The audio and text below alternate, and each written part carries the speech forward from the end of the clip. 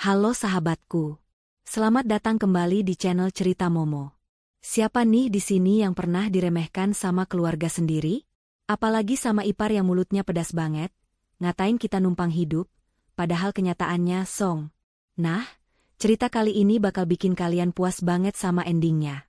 Tapi sebelum kita masuk ke drama panasnya, yuk dukung terus channel ini dengan cara like dan subscribe ya. Jangan lupa absen dulu dong di kolom komentar. Tulis nama kalian, asal kota, dan ketik, hadir.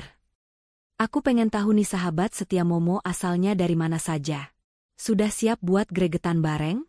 Yuk, kita langsung mulai ceritanya. Denting sendok yang beradu dengan piring porselen menjadi satu-satunya suara yang terdengar di ruang makan yang mewah itu. Destia dengan telaten menyendokkan nasi ke piring suaminya, Agam. Wajahnya tenang, seolah tidak merasakan ketegangan yang menguar tebal di udara. Di hadapan mereka, duduk ibu mertuanya, Bu Ratna, dan adik iparnya, Mila, yang sejak tadi menekuk wajah. Baru saja Agam hendak menyuapkan sendok pertama ke mulutnya, sebuah amplop putih melayang dan mendarat kasar tepat di samping piringnya. Agam tersentak kaget, sendoknya terhenti di udara. Ia menatap amplop itu, lalu menatap adiknya dengan tatapan lelah. "Bayarin, Mas," ucap Mila ketus tanpa menatap kakaknya. Ia sibuk memainkan ponselnya dengan kuku-kuku jari yang baru saja dihias kuteks mahal. Agam menghela napas panjang, meletakkan sendoknya, dan membuka amplop itu. Matanya membelalak saat melihat angka yang tertera di kertas tagihan kartu kredit tersebut. "Mila, ini 10 juta, suara Agam terdengar berat, ada nada putus asa di sana. "Bulan lalu Mas sudah bayarin 5 juta. Kenapa bulan ini malah makin besar? Kamu beli apa saja?" Mila mendengus kasar, akhirnya meletakkan ponselnya di meja dengan keras.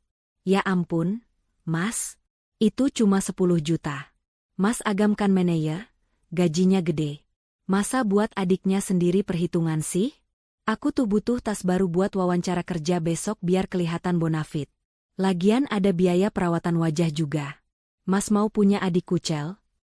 Agam memijat pelipisnya yang mendadak pening. "Mas, bukan perhitungan, tapi pengeluaran kita bulan ini lagi banyak. Mobil baru diservis, terus..." Belum sempat Agam menyelesaikan kalimatnya, Destia memberanikan diri untuk bersuara. Dengan nada yang sangat lembut dan hati-hati, ia mencoba menengahi. "Mila," ucap Destia pelan. "Mungkin bulan depan belanjanya bisa dikurangi sedikit. Mas Agam lagi pusing mikirin biaya operasional rumah. Kalau tas kan masih ada yang lama, masih bagus juga." Kata-kata Destia bagaikan bensin yang disiramkan ke api. Mila langsung melotot, matanya menatap tajam ke arah kakak iparnya itu dengan tatapan merendahkan. "Heh, kamu ngapain ikut campur?" bentak Mila, suaranya melengking memenuhi ruang makan. "Siapa kamu berani nasehatin aku? Sadar diri dong, Mbak." "Mila, jaga bicaramu." Agam mencoba melerai, tapi suaranya terlalu lemah, nyaris tak terdengar. Mila justru semakin menjadi-jadi. Ia menunjuk wajah Destia dengan jari telunjuknya. "Asal kamu tahu ya, Mbak, di rumah ini, kamu itu nggak punya hak buat ngatur keuangan kakakku. Kamu itu kerjaannya cuma di rumah. Dandan, makan, tidur. Kamu nggak ngehasilin duit sepeser pun." Destia terdiam, tangannya yang memegang gelas air putih sedikit mengerat. Namun, wajahnya tetap datar, tak menunjukkan emosi yang meluap. Ia sudah terlalu biasa mendengar caci maki ini. "Kalau bukan karena kakakku, kamu cuma sampah," ejek Mila penuh kebencian. Kata-kata itu begitu tajam menusuk hati. "Lihat dirimu, dari ujung rambut sampai ujung kaki, siapa yang bayarin? Mas Agam. Kamu itu cuma parasit yang numpang hidup mewah di rumah kakakku. Jadi, tutup mulutmu dan tahu diri." Destia menarik napas dalam-dalam, berusaha meredam gejolak di dadanya. Ia menatap suaminya, berharap ada pembelaan. Namun, Agam hanya menunduk, menghindari tatapan mata istrinya. Pria itu tampak tak berdaya di hadapan adik perempuannya yang dominan. Sudah, suara Bu Ratna akhirnya terdengar. Wanita parubaya itu menyesap tehnya dengan anggun, lalu menatap Destia dengan pandangan yang tak kalah dingin. Destia sempat berharap ibu mertuanya akan membelanya, atau setidaknya menegur Mila karena bicaranya yang kasar. Tapi harapan itu pupus seketika. Mila benar, Destia, ucap Bu Ratna datar. Kamu sebagai istri itu harusnya mendukung suami, bukan malah bikin ribut soal uang. Uang Agam itu uang keluarga ini juga. Mila itu adiknya, wajar kalau dia minta. Kamu yang harusnya ngaca. Selama ini kamu sudah dikasih hidup enak. Tidak perlu kerja, tidak perlu kepanasan. Cuma urus rumah saja kok berani-beraninya protes soal jatah Mila. Hati Destia mencelos. 2 lawan 1. Dan 1 orang yang harusnya menjadi pelindungnya, malah diam 1000 bahasa. Maaf, Bu. Saya cuma kasihan sama Mas Agam.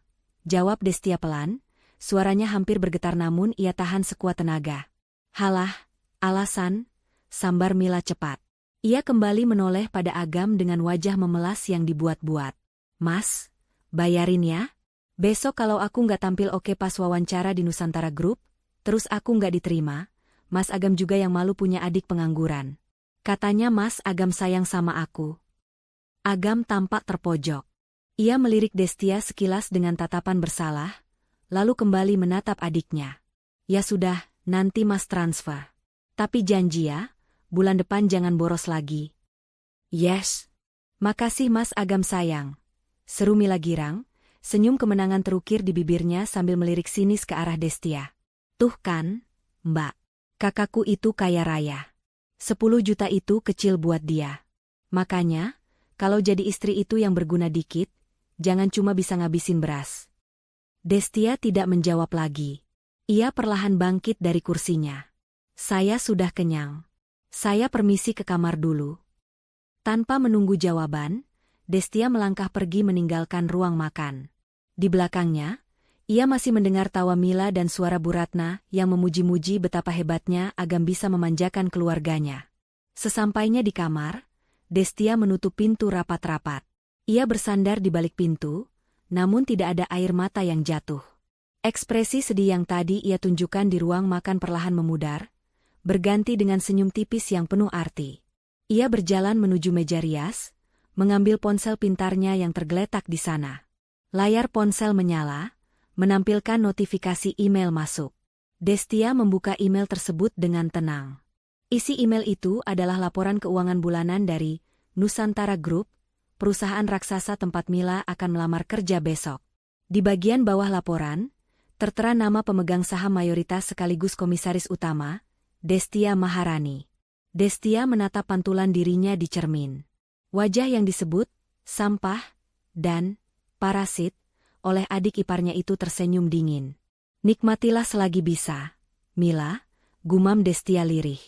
Kamu tidak tahu bahwa sampah yang kamu hina ini adalah orang yang akan menentukan nasibmu besok.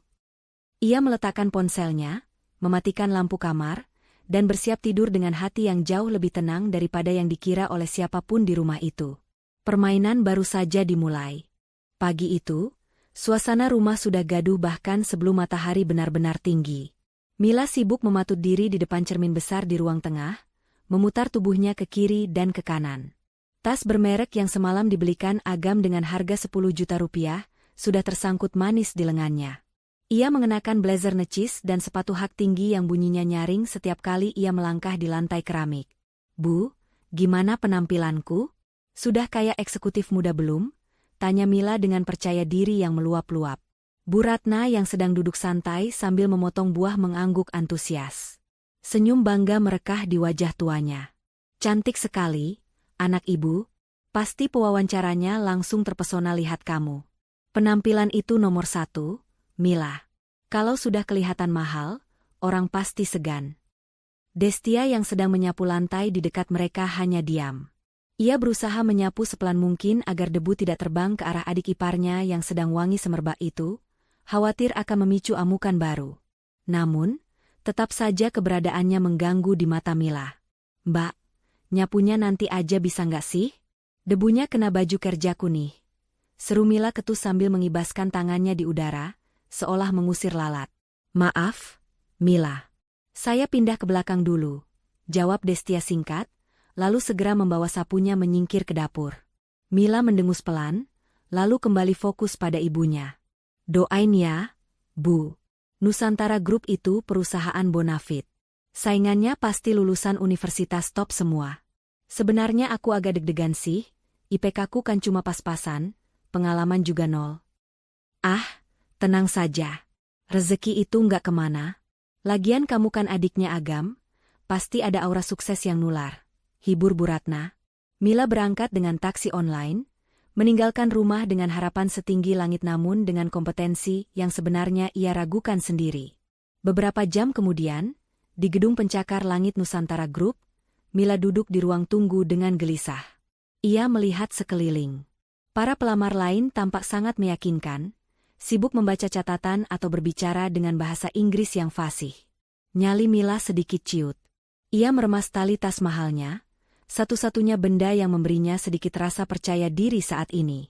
Ketika namanya dipanggil, Mila masuk ruangan HRD dengan langkah yang dibuat setegap mungkin. Namun, proses wawancara tidak berjalan semulus dugaannya. Pewawancara mencecar beberapa pertanyaan teknis yang membuat Mila tergagap.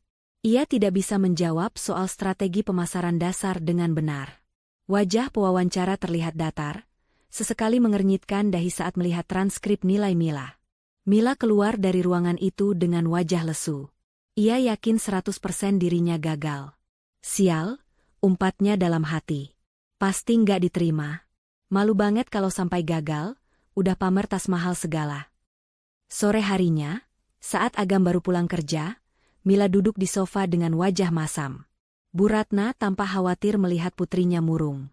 Destia yang baru saja membawakan teh hangat untuk suaminya ikut duduk di kursi yang agak jauh, memperhatikan dalam diam. "Gimana tesnya, Mil?" tanya Agam sambil melonggarkan dasinya. "Lancar." Mila menggeleng lemah. "Susah banget, Mas. Orang HRD-nya jutek. Kayaknya aku nggak bakal diterima deh. Padahal aku udah usaha tampil maksimal." Agam menepuk bahu adiknya. "Ya sudah, nggak apa-apa. Kalau belum rezeki, nanti cari di tempat lain. Atau Mas coba tanya teman Mas, barangkali ada lowongan admin di kantornya." Mila cemberut. "Ih, ogah jadi admin biasa. Aku maunya di perusahaan gede kayak Nusantara Group, Mas. Biar bergengsi." Tiba-tiba, ponsel Mila bergetar. Ada notifikasi email masuk. Mila meliriknya malas-malasan. Namun, sedetik kemudian, matanya melotot. Ia langsung menegakkan punggungnya, membaca baris demi baris tulisan di layar ponselnya dengan mulut menganga. "Hah? Demi apa?" teriak Mila tiba-tiba, membuat Bu Ratna dan Agam kaget. "Kenapa, Mil?" tanya Bu Ratna panik. Mila melompat dari sofa dan menjerit kegirangan. "Aku diterima, Bu. Aku diterima. Gila. Nusantara Group terima aku." Agam ikut tersenyum lebar. "Wah, serius? Alhamdulillah. Hebat kamu, Mil." "Tuh kan, apa ibu bilang?" sahut Bu Ratna bangga sambil memeluk Mila. "Anak ibu memang hebat. Orang HRD-nya pasti tahu kamu punya potensi besar. Bukan cuma lihat nilai kertas doang." Mila membusungkan dadanya, rasa percaya dirinya yang sempat hilang kini kembali meledak berkali-kali lipat. Ia menoleh ke arah Destia yang masih duduk tenang dengan cangkir teh di tangannya. "Dengar itu, Mbak?" sindir Mila dengan nada sombong. "Aku masuk Nusantara Group tanpa bantuan orang dalam. Murni karena kemampuanku. Beda sama orang yang bisanya cuma nada tangan ke suami." "Selamat ya, Mila," ucap Destia datar, tanpa mengalihkan pandangannya dari layar televisi yang mati. "Iri ya?" Mila tertawa mengejek. "Makanya, sekolah yang benar, punya karir. Jangan cuma bangga jadi ibu rumah tangga. Lihat aku, besok aku bakal kerja di gedung tinggi, ketemu orang-orang hebat. Kamu, paling mentok ke pasar nawar sayur." Bu Ratna tertawa menimpali. "Sudah, Mil. Jangan diladeni. Kelas kalian itu beda. Kamu wanita karir, dia kan, ya begitulah." Agam hanya tersenyum canggung, tidak enak hati pada istrinya tapi juga tidak ingin merusak momen bahagia adiknya. "Sudah, yang penting Mila diterima. Besok harus kerja yang rajin." "Pasti dong, Mas. Aku bakal buktiin aku bisa jadi manajer dalam waktu singkat," seru Mila penuh ambisi. Di tengah sorak-sorai kemenangan semu itu, Tidak ada yang menyadari Destia perlahan bangkit dan berjalan menuju kamarnya. Wajahnya tetap tenang, namun ada kilatan misterius di matanya. Sesampainya di kamar, Destia menutup pintu dan mengunci slotnya. Ia duduk di tepi ranjang, lalu mengeluarkan ponsel dari saku daster sederhananya. Ia membuka riwayat panggilan. Panggilan terakhir yang ia lakukan adalah 10 menit yang lalu, tepat sebelum Mila menerima email penerimaan itu. Destia menekan tombol panggil pada nomor yang dinamai, Pak Danu, HRD Manager. Halo, selamat sore Bu Komisaris. Suara di seberang sana terdengar sangat hormat dan sedikit gugup. Sore, Pak Danu, jawab Destia dengan suara berwibawa, sangat berbeda dengan nada bicaranya saat di depan mertuanya. Bagaimana instruksi saya tadi? Sudah dilaksanakan, Bu. Pelamar atas nama Mila, adik ipar Ibu, sudah kami kirimkan surat penerimaan kerjanya. Meskipun mohon maaf Bu, nilainya sebenarnya jauh di bawah standar perusahaan kita. Hasil tes wawancaranya juga kurang memuaskan. Destia tersenyum tipis. Saya tahu. Itu sebabnya saya minta Bapak menerimanya. Baik, Bu. Lalu untuk posisinya? Apakah langsung ditempatkan di staf ahli sesuai lamarannya? Tanya Pak Danu ragu. Terima dia sebagai staf, tapi tempatkan dia di divisi yang paling sibuk. Biarkan dia mulai dari bawah, perintah Destia dingin. Jangan beri perlakuan istimewa sedikit pun. Saya ingin dia belajar bahwa dunia kerja tidak semudah membalikan telapak tangan atau semudah minta uang ke kakaknya. Siap, Bu. Perintah dimengerti. Dan satu lagi, Pak Danu. Rahasiakan status saya. Jangan sampai ada satu orang pun di kantor yang tahu hubungan saya dengan perusahaan ini, apalagi sampai bocor ke telinga Mila. Baik, Bu. Rahasia terjamin. Destia memutus sambungan telepon. Ia meletakkan ponselnya dan menatap keluar jendela kamar. Di luar sana, Mila masih terdengar tertawa lepas, membanggakan kesuksesannya yang ia kira murni karena kehebatannya sendiri. Destia menarik napas panjang. Ia tidak berniat jahat, ia hanya ingin memberi pelajaran. Terbanglah setinggi yang kamu mau, Mila, gumam Destia lirih. Semakin tinggi kamu terbang dengan sayap kesombongan, semakin kencang angin yang akan menerpa. Malam itu, Destia tidur dengan nyenyak. Sementara di ruang tengah, pesta kecil perayaan Mila baru saja dimulai dengan memesan makanan mahal, yang tentu saja, tagihannya akan kembali disodorkan kepada Agam. 1 bulan berlalu sejak Mila diterima bekerja. Seharusnya, kabar gembira itu membawa angin segar bagi keuangan keluarga, namun kenyataannya justru sebaliknya. Agam pulang ke rumah dengan langkah gontai, dasinya sudah longgar tak beraturan, dan wajahnya tampak 5 tahun lebih tua dari usianya. Ia melempar tas kerjanya ke sofa kamar, lalu menghempaskan tubuhnya ke tepi ranjang dengan helaan napas berat. Destia yang sedang melipat pakaian di sudut kamar, segera menghampiri suaminya. Ia memijat pelan bahu Agam yang terasa kaku. Lembur lagi, Mas? Tanya Destia lembut. Agam mengusap wajahnya kasar. Bukan cuma lembur, Des. Mas pusing. Kepala Mas rasanya mau pecah. Agam merogoh ponselnya, membuka aplikasi perbankan, dan menunjukkannya pada Destia. Saldo yang tertera di sana sangat mengenaskan, nyaris menyentuh batas minimal saldo mengendap. Padahal, ini baru pertengahan bulan. Habis, Des, suara Agam bergetar, menyiratkan keputusasaan yang dalam. Gaji Mas bulan ini ludes. Mila minta uang muka buat beli motor baru katanya, malu kalau ke kantor naik ojek online terus. Ibu minta ganti perabotan ruang tamu karena minggu depan mau ada arisan. Belum lagi bayar listrik, air, dan belanja bulanan. Destia menatap layar ponsel itu dengan tenang, meski hatinya mencelos melihat betapa suaminya diperas habis-habisan oleh keluarganya sendiri. Mila kan sudah kerja, Mas. Apa gajinya belum turun? Agam tertawa getir. Gajinya sudah turun kemarin. Tapi katanya habis buat bayar hutang kartu kredit dia yang lama, sama buat traktir teman-teman kantornya biar dia bisa masuk Circle, pertemanan elit di sana. Ujung-ujungnya, dia minta uang bensin dan uang makan kemas lagi. Agam menunduk dalam-dalam, menyembunyikan wajahnya di telapak tangan. Mas merasa gagal, Des. Mas merasa nggak becus jadi kepala keluarga. Mas kerja banting tulang dari pagi sampai malam, tapi rasanya nggak pernah cukup. Mas malu sama kamu. Harusnya Mas bahagiain kamu, tapi malah kamu yang sering Mas suruh hemat. Keheningan menyelimuti kamar itu selama beberapa saat. Destia menatap punggung suaminya yang bergetar. Ia tahu Agam bukan orang jahat.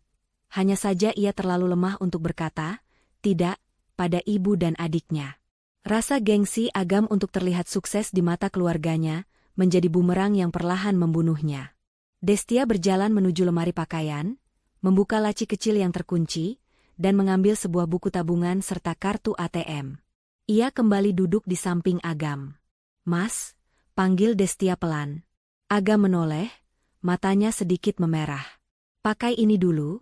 Destia menyodorkan kartu ATM itu ke tangan Agam. Agam mengernyit bingung. Ini apa, Des? Ini tabungan aku. Mas tahu kan sebelum nikah aku sempat kerja sebentar dan dapat warisan sedikit dari almarhum ayah. Aku simpan buat dana darurat. Isinya lumayan, cukup buat nutupin kebutuhan rumah bulan ini sama pegangan Mas sampai gajian bulan depan. Bohong Destia dengan sangat meyakinkan. Padahal, rekening itu adalah salah satu rekening dividen sahamnya yang nilainya jauh lebih besar dari sekadar warisan sedikit. Agam menatap kartu itu dengan ragu. Jangan, Des. Itu uang kamu. Mas nggak berhak. Mas suami aku. Uang aku, uang Mas juga. Ambil saja. Mas transfer ke rekening Mas sekarang biar Mas tenang. Desak Destia sambil tersenyum tulus. Ia mengambil ponsel Agam, membantunya membuka menu transfer, dan memasukkan nominal yang dibutuhkan. Angka yang membuat mata Agam terbelalak. 50 juta rupiah. Des, ini banyak banget? Kamu yakin? Tanya Agam tak percaya. Yakin, Mas. Sudah, transfer saja. Yang penting Mas nggak stres lagi. Mas harus sehat. Kalau Mas sakit siapa yang jagain aku? Dengan tangan gemetar, Agam menyelesaikan transaksi itu. Seketika, beban berat di pundaknya terasa terangkat. Ia menatap Destia dengan pandangan berkaca-kaca, lalu memeluk istrinya erat-erat. Makasih ya, Des. Mas janji bakal ganti uang ini nanti.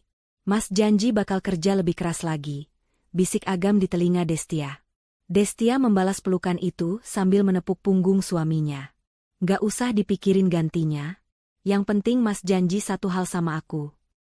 Apa itu? Jangan bilang sama ibu atau Mila kalau ini uang dari aku. Bilang saja ini bonus dari kantor Mas atau hasil proyek sampingan Mas. Aku nggak mau mereka mikir macam-macam atau malah merendahkan Mas karena pakai uang istri.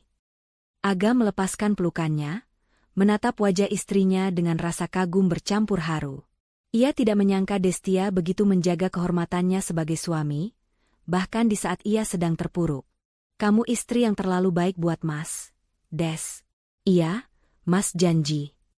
Keesokan paginya, suasana di meja makan kembali ceria.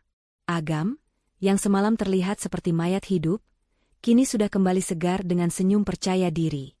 Ia meletakkan beberapa lembar uang ratusan ribu di atas meja, di depan Bu Ratna.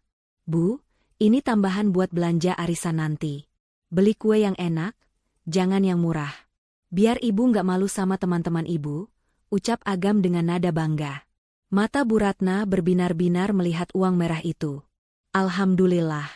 Wah, anak ibu memang paling top. Tahu saja ibu lagi butuh tambahan. Makasih ya, Gam. Kamu memang anak berbakti. Mila yang sedang menyeruput kopinya ikut menyeletuk. Buat aku mana, Mas? Motor baruku butuh aksesoris nih biar makin kece. Agam, yang kini merasa dompetnya aman berkat suntikan dana Destia, mengangguk santai. Nanti Mas transfer 2 juta. Cukup kan? Asyik. Cukup banget. Mas Agam emang the best. Seru Mila girang. Ia kemudian melirik Destia yang sedang mengoleskan selai roti tawar dengan tatapan mengejek. Tuh lihat, Mbak. Mas Agam itu definisi laki-laki sukses.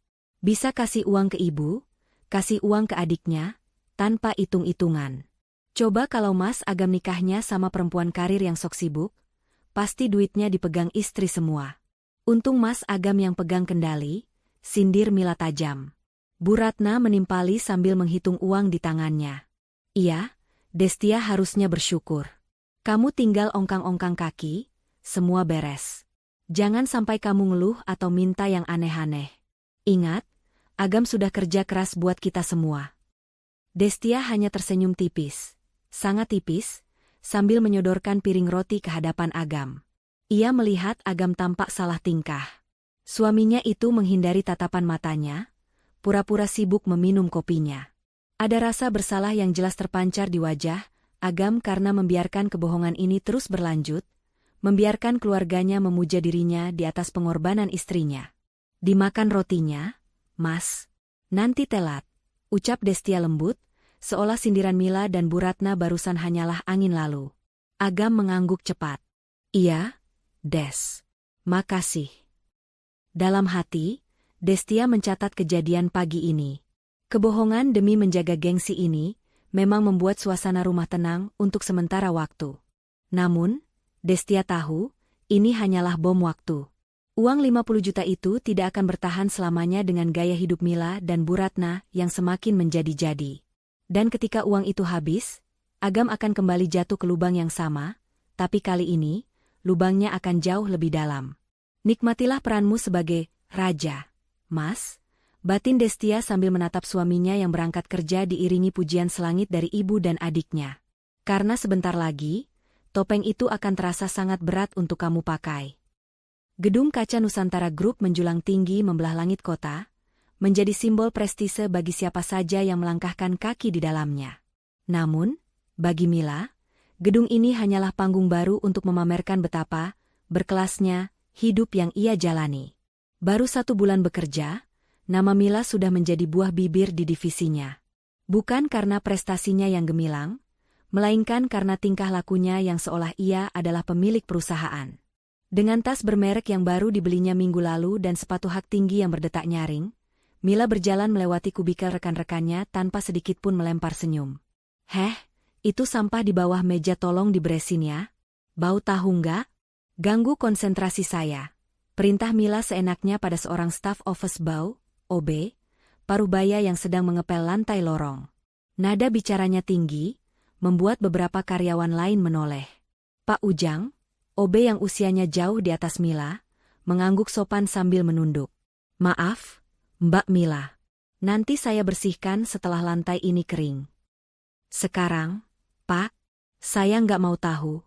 Kalau sepatu mahal saya kotor gara-gara debu di situ, Bapak mau ganti? Gaji Bapak setahun juga nggak bakal cukup buat beli sepatu ini.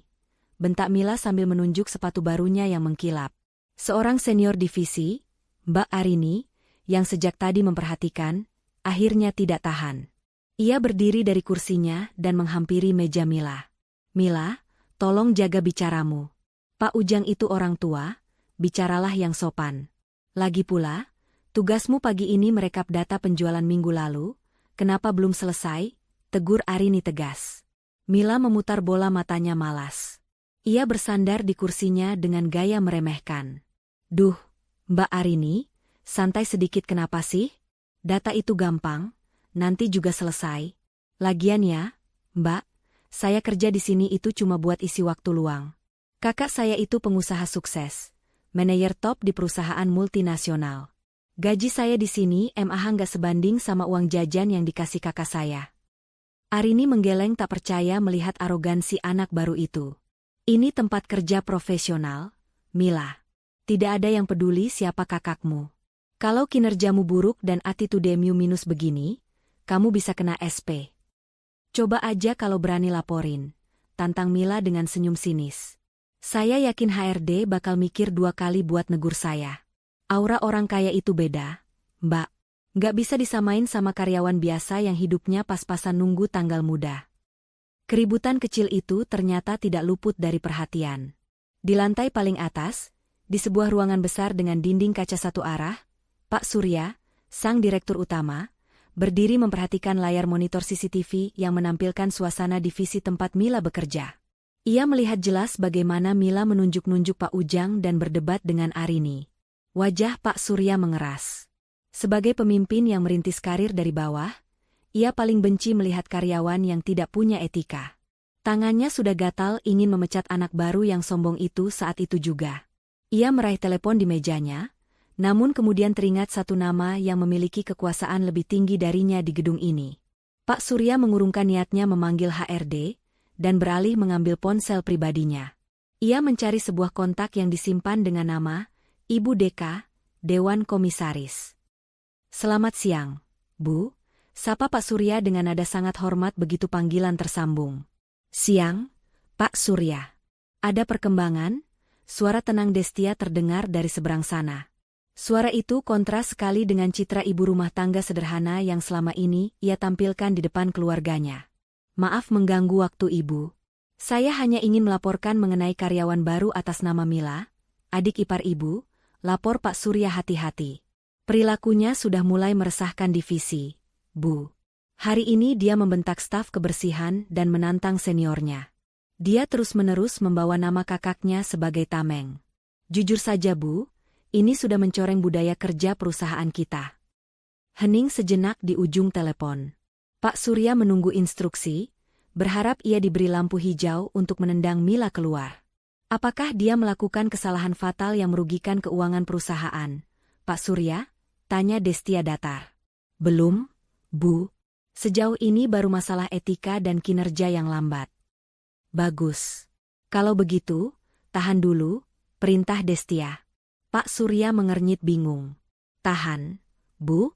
Maksud Ibu, kita biarkan saja dia bersikap seperti itu?" "Benar.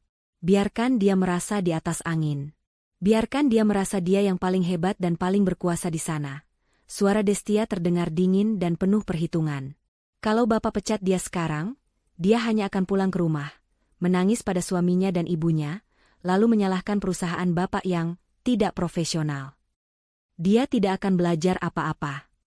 Destia memberi jeda sebentar, seolah sedang menyusun bidak catur di kepalanya. "Saya ingin dia jatuh saat dia merasa posisinya paling tinggi. Saat dia merasa tidak tersentuh. Naikkan egonya, Pak Surya. Jangan ditegur keras dulu. Biarkan dia menumpuk kesalahan-kesalahannya sampai menjadi bukit yang akan menimbunnya sendiri nanti." Pak Surya menelan ludah. Ia merinding mendengar strategi atasan tertingginya itu. Balas dendam yang elegan namun mematikan. "Saya mengerti, Bu. Jadi strategi kita diamkan saja?" "Bukan didiamkan, tapi diawasi. Catat semua kesalahannya, sekecil apapun. Kumpulkan buktinya. Nanti akan ada waktunya kita buka rapor itu di hadapan semua orang," pungkas Destia. "Baik, Bu. Laksanakan. Oh ya, Bu, undangan untuk pesta gala tahunan bulan depan sudah kami siapkan. Apakah Ibu akan hadir sebagai tamu VVIP?" "Tentu. Itu akan menjadi panggung utamanya, Pak Surya.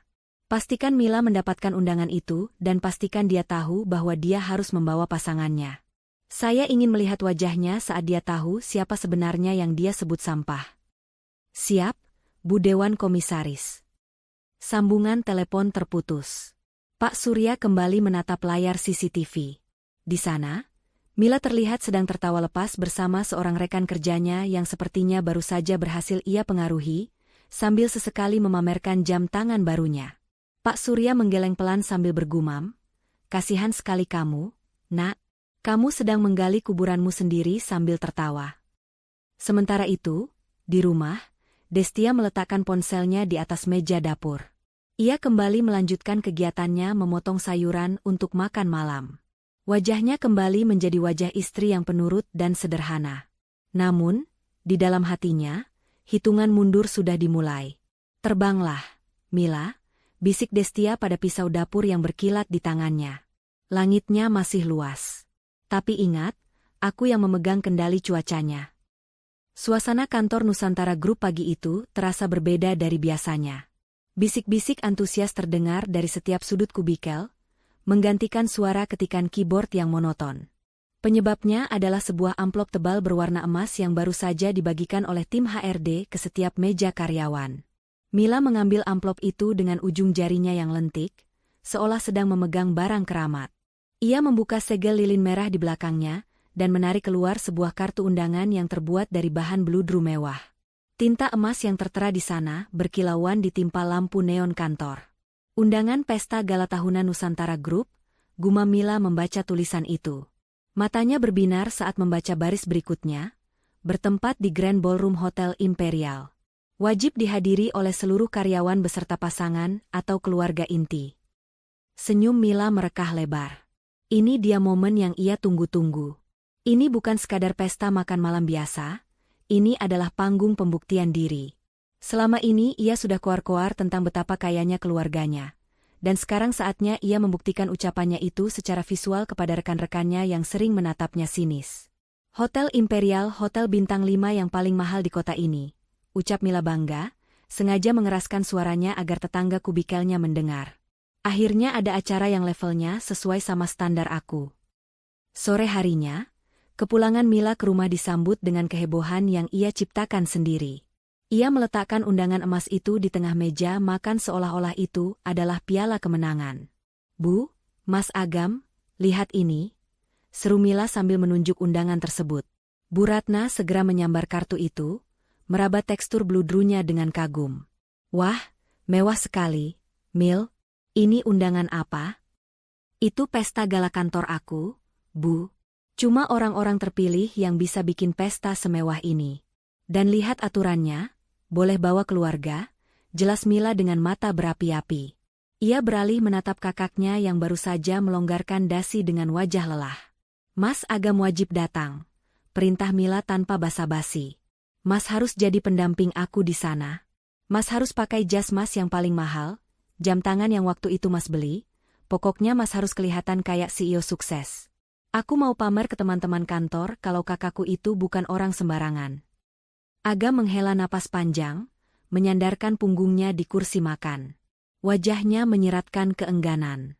Pesta seperti itu berarti pengeluaran lagi. Ia harus memikirkan bensin, mungkin harus laundry jas mahalnya, atau bahkan Mila akan minta dibelikan sepatu baru lagi untuk acara itu. "Harus banget ya, Mil? Mas lagi banyak kerjaan di kantor, takutnya lembur," elak Agam halus. "Ih, Mas Agam." Mila menghentakkan kakinya seperti anak kecil. "Ini kesempatan langka. Mas tega biarin adiknya datang sendirian? Nanti dikira aku bohong soal kekayaan Mas. Pokoknya Mas harus datang. Titik.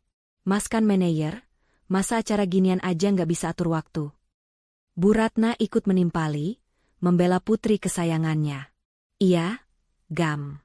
Turuti saja kemauan adikmu. Sekali-sekali kamu muncul di lingkungan elit, siapa tahu nambah relasi bisnis juga buat kamu. Jangan bikin adikmu kecewa." Agam yang tidak pernah bisa menang melawan dua wanita ini, akhirnya mengangguk pasrah. Iya, Mas datang." Mila bersorak girang. Namun, senyumnya sedikit memudar saat ekor matanya menangkap sosok Destia yang sedang menghidangkan sayur lodeh di meja makan. Destia tampak tenang, seolah tidak tertarik dengan pembicaraan mereka. Namun, aturan di undangan itu jelas tertulis, pasangan. Jika Agam datang, aneh rasanya jika istrinya tidak ikut, apalagi jika kolega Mila bertanya. Mila menatap Destia dengan pandangan menilai, dari ujung rambut yang digelung sederhana, hingga ujung kaki yang hanya beralaskan sandal rumah biasa. Ada keraguan besar di wajah Mila. "Mbak Destia." Panggil Mila dengan nada yang dibuat-buat manis namun penuh racun. Destia menoleh, menatap adik iparnya dengan sorot mata teduh. "Ya, Mila. Sebenarnya di undangan ini boleh bawa pasangan. Jadi, ya terpaksa Mas Agam harus bawa kamu juga," ucap Mila setengah hati. "Tapi aku minta satu hal ya, Mbak." Mila mendekatkan wajahnya, menatap Destia tajam. "Tolong, sadar diri. Ini pesta kelas atas. Yang datang itu direktur, komisaris, orang-orang kaya beneran. Jangan sampai penampilan Mbak bikin malu aku dan Mas Agam." "Maksud kamu?" tanya Destia pelan. "Ya maksudku, jangan pakai baju-baju pasar Mbak yang murahan itu. Jangan dandan menor kayak ondel-ondel, tapi jangan juga kucel kayak pembantu. Pokoknya Mbak harus bisa ngimbangin Mas Agam. Kalau nggak punya baju bagus, bilang. Nanti biar Mas Agam beliin, atau sewa kek. Jangan sampai teman kantorku nanya, itu pembantunya Agam ya?" "Kan aku yang malu," cecar Mila tanpa rem. Agam tampak tidak nyaman mendengar ucapan adiknya yang terlalu kasar, tapi lagi-lagi, ia diam saja. Ia hanya melirik Destia dengan tatapan meminta maaf yang klise. Destia terdiam sejenak. Hinaannya semakin spesifik. Mila benar-benar tidak tahu bahwa pesta itu sebenarnya diadakan menggunakan uang dari keuntungan perusahaan yang saham mayoritasnya dimiliki oleh Destia. Bahwa Destialah yang menyetujui anggaran untuk pesta mewah itu agar karyawannya senang. Destia tersenyum tipis. Sangat tipis hingga hampir tak terlihat. Baik, Mila. Aku akan ikut. Jangan khawatir, aku tidak akan membuatmu malu. Aku akan menyesuaikan diri. Baguslah kalau sadar. Cibir Mila sambil kembali mengagumi undangannya. Ingat ya, di sana nanti Mbak jangan banyak omong. Cukup senyum dan angguk-angguk aja. Biar Mas Agam yang ngobrol sama orang-orang penting. Tentu, jawab Destia singkat. Malam itu, saat semua orang sudah tidur, Destia duduk di tepi ranjangnya. Ia membuka laci nakas dan mengambil sebuah kartu nama hitam dengan tulisan emas, Eksekutif Desainer. Ia menimang kartu itu sejenak. Jangan bikin malu ya. Gumam Destia menirukan ucapan Mila. Ia meraih ponselnya dan mengirimkan sebuah pesan singkat pada nomor di kartu nama tersebut. Siapkan gaun terbaik untuk minggu depan. Simpel, elegan, tapi intimidatif. Warna biru donker. Jangan kirim ke rumah, saya ambil sendiri di butik. Destia meletakkan ponselnya kembali. Pesta minggu depan bukan hanya sekadar perayaan perusahaan. Itu akan menjadi panggung di mana ia akan melihat sandiwara keluarganya mencapai klimaks. Ia akan datang, bukan sebagai istri Agam yang memalukan, tapi sebagai sosok yang bahkan Mila sendiri tidak akan sanggup menatap matanya. Kita lihat nanti, siapa yang akan menundukkan kepala karena malu, bisik Destia pada kegelapan kamar, lalu memejamkan matanya dengan tenang. Hari-hari menjelang pesta gala tahunan terasa berjalan begitu lambat bagi Agam, namun begitu cepat bagi Mila. Sejak undangan emas itu mendarat di rumah, atmosfer di kediaman mereka berubah menjadi seperti pusat mode dadakan yang penuh ketegangan finansial. Sore itu, di sebuah butik desainer lokal yang cukup ternama di pusat perbelanjaan elit, Mila sedang berputar-putar di depan cermin besar. Ia mengenakan gaun malam berwarna merah menyala dengan payet-payet berkilauan yang memenuhi bagian dada hingga pinggang. Potongannya ketat, menonjolkan lekuk tubuh, sangat mencolok dan berteriak, "Lihat aku." "Gimana, Mas? Gila, ini mewah banget kan? Kalau aku pakai ini, dijamin semua mata di ballroom bakal tertuju ke aku," ujar Mila sambil mengibaskan bagian bawah gaunnya dengan genit. Agam berdiri di belakangnya, memegang beberapa tas belanjaan lain, sepatu baru dan tas tangan kecil yang warnanya senada dengan gaun itu. Wajah Agam tampak pucat saat matanya melirik price tag yang menggantung di punggung gaun Mila. 8 juta rupiah. Hanya untuk sepotong kain yang akan dipakai satu malam. Bagus sih, Mil. Tapi, apa nggak terlalu mencolok warnanya? Terus harganya juga lumayan. Agam mencoba bernegosiasi dengan suara pelan, takut didengar pelayan butik yang berdiri tak jauh dari mereka. Mila langsung cemberut, ekspresi wajahnya berubah drastis dari ceria menjadi kesal. "Mas Agam kok gitu sih? Ini kan investasi. Mas, kalau aku kelihatan berkelas, orang-orang kantor bakal segan sama aku. Karir aku bakal nanjak. Mas mau adiknya kelihatan gembel pakai baju sewaan? Bukan gitu, tapi kan kamu baru beli tas kemarin. Uang Mas. Uang Mas kan banyak," potong Mila cepat. "Kemarin Mas kasih ibu uang belanja tebal banget. Masa buat adik sendiri pelit? Lagian Mas Agam kan manajer. Gaji Mas pasti cukuplah buat nyenengin adik sekali-kali. Nanti kalau aku udah sukses jadi manajer kayak Mas, aku ganti deh." Agam menelan ludah. Uang banyak? Yang dimaksud Mila adalah sisa uang tabungan Destia yang ia berikan kemarin. Uang itu seharusnya untuk pegangan hidup sebulan ke depan, bukan untuk dibakar dalam satu hari belanja. Namun, melihat tatapan menuntut Mila dan senyum ramah pelayan butik yang seolah menekan egonya, pertahanan Agam runtuh lagi. "Ya sudah. Ambil yang itu," ucap Agam pasrah. "Yes. Makasih Mas Agam ganteng," seru Mila kegirangan. Ia segera berlari ke ruang ganti, meninggalkan Agam yang berjalan gontai menuju kasir. Saat menggesek kartu debitnya, tangan Agam sedikit gemetar. Saldo di rekeningnya kini menyusut drastis, kembali ke angka yang mengkhawatirkan. Bayangan wajah teduh Destia yang memberikan uang itu dengan tulus berkelebat di benaknya, membuat rasa bersalah Agam semakin menumpuk di dada. Sesampainya di rumah, fashion show berlanjut. Bu Ratna menyambut kedatangan anak-anaknya dengan antusias. Mila memamerkan gaun merahnya di ruang tamu, membuat ibunya berdecak kagum berkali-kali. Masya Allah, cantiknya anak ibu. Persis artis sinetron. Puji Bu Ratna sambil mengelus bahan gaun itu. Kalau kamu pakai ini, istri direktur pun pasti kalah saing. Mil, kamu pasti jadi bintang pesta. Pasti dong, Bu. Mila gitu loh, sahut Mila sombong. Destia keluar dari dapur membawa nampan berisi teh hangat. Ia meletakkan nampan itu di meja tanpa suara, lalu berdiri diam memperhatikan kehebohan ibu dan anak itu. Mila yang menyadari kehadiran Destia, langsung menoleh dengan tatapan meremehkan. Nah, mumpung ada orangnya. Mbak Destia, mana baju yang mau Mbak pakai nanti? Jangan bilang Mbak belum siapin apa-apa. Bu Ratna ikut menatap menantunya sinis. Iya, Destia. Tunjukkan sini. Ibu nggak mau ya kamu pakai baju yang sudah bulukan atau model zaman purba. Ingat, kamu bawa nama Agam. Destia tersenyum tipis. Sudah ada kok, Bu. Ada di lemari. Coba ambil, bawa sini. Aku mau lihat layak atau enggak. Perintah Mila seenaknya. Destia menggeleng pelan. Enggak perlu, Mila. Bajunya sederhana saja. Warnanya gelap, enggak mencolok seperti punya kamu. Aku enggak mau menyaingi kamu. Biar kamu saja yang jadi bintangnya. Jawaban Destia itu sebenarnya taktik untuk menghindari perdebatan panjang, sekaligus menyembunyikan fakta bahwa ia tidak menyimpan gaun itu di rumah. Gaun miliknya masih tersimpan rapi di butik eksklusif langganan para konglomerat, tempat yang bahkan Mila tidak tahu keberadaannya. Mendengar jawaban Destia, Mila tertawa mengejek. Halah, bilang aja baju lama kan? Atau baju diskonan Tanah Abang? Ya sudahlah, terserah. Yang penting Mbak mandi yang bersih, dandan yang rapi. Jangan sampai dikira pembantu yang nyasar masuk hotel. Paling dia di sana cuma jadi patung. Mil, timpal Bu Ratna sambil menyeruput tehnya. Dia mana ngerti obrolan orang kantoran. Paling cuma plonga-plongo cari makanan gratis.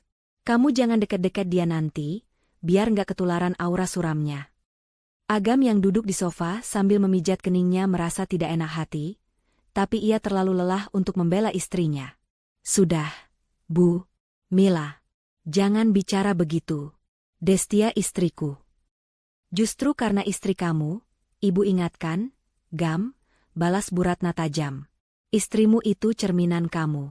Kalau dia tampil kucel, kamu yang malu. Harusnya kamu belikan dia baju baru juga, tapi ya, percuma juga sih kalau dasarnya nggak punya aura nyonya. Destia hanya menunduk sedikit, menyembunyikan kilatan matanya. Saya permisi ke belakang dulu, mau menyiapkan makan malam. Ia berjalan menjauh dari ruang tamu, meninggalkan tawa renyah Mila dan omelan Bu Ratna, yang masih membahas betapa tidak sepadannya Destia bersanding dengan Agam. Di dapur yang sepi, Destia mencuci piring dengan gerakan tenang namun bertenaga. Air keran mengalir deras, meredam suara dari ruang depan. Sederhana, gumam Destia pada dirinya sendiri. Ia teringat gaun yang sudah ia pesan. Gaun itu memang terlihat sederhana di mata orang awam karena tidak penuh payet atau warna neon. Namun, gaun itu terbuat dari sutra kualitas terbaik di dunia, dengan potongan timeles karya desainer yang biasa melayani ibu negara. Harganya 10 kali lipat dari gaun merah norak yang dibanggakan Mila. Ditambah dengan satu set perhiasan berlian minimalis yang selama ini ia simpan di brankas bank, penampilan Destia nanti bukan untuk mencari perhatian, tapi untuk menunjukkan power. Tunggu saja, Bu Ratna, Mila, bisik Destia, mematikan keran air. Kalian akan melihat perbedaan antara orang kaya baru yang berisik dengan pemilik tahta yang sebenarnya. Malam semakin larut. Di kamar, Agam sudah tertidur pulas karena kelelahan, dengkurannya terdengar halus. Destia duduk di sisi ranjang, menatap wajah suaminya. Ada rasa kasihan, tapi juga kekecewaan yang mendalam. Agam memilih jalan ini, jalan di mana ia membiarkan istrinya diinjak-injak demi ego keluarganya. Destia membuka ponselnya, mengecek satu pesan masuk dari Pak Surya. Bu, seat arangemen sudah diatur. Meja ibu ada di baris paling depan, meja VVIP nomor 1.